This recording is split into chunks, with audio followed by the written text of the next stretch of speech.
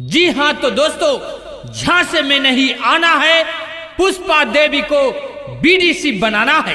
Gram panchayat राज दरियापुर भाग 1 से समिति पद हेतु शिक्षित ईमानदार समाज सेवी महिला उम्मीदवार पुष्पा देवी, पति सुरेंद्र चौधरी उर्फ दहाउर चौधरी, पुत्र वधू स्वर्गीय गामा चौधरी, जिनका चुनाव चिन्ह है कप और प्लेट छाप, जो कि ईवीएम मशीन के क्रम संख्या 3 पर अंकित है।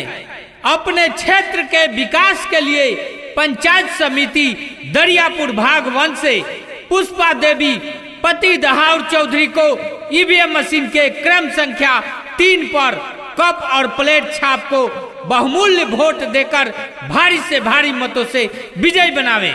सुरेंद्र चौधरी जिंदाबाद जिंदाबाद जिंदाबाद, कप और प्लेट छाप जिंदाबाद जिंदाबाद जिंदाबाद, दरियापुर भाग 1 की जनता जिंदाबाद जिंदाबाद जिंदाबाद, पुष्पा देवी जिंदाबाद जिंदाबाद जिंदाबाद, छात्र नौजवान जिंदाबाद। जिंदाबाद जिंदाबाद, क्यों पड़े हो चक्कर में, कोई नहीं है चक्कर में।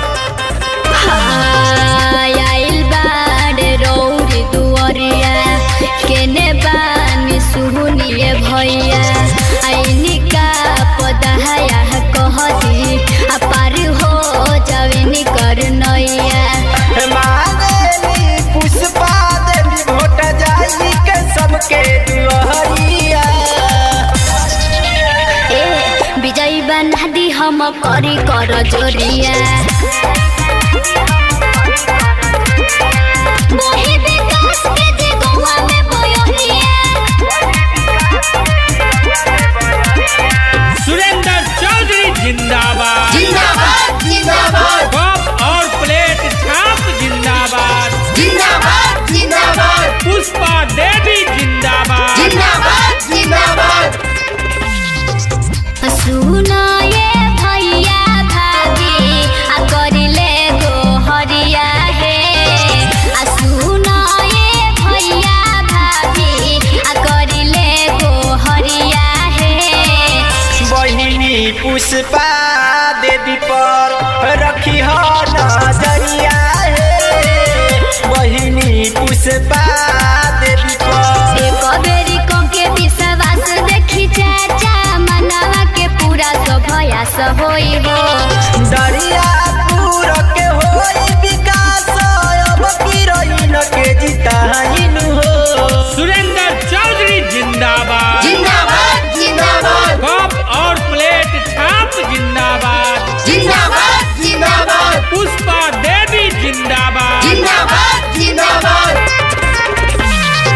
विजय के झंडा लहराई हो, केहू के बातों में न आई हो।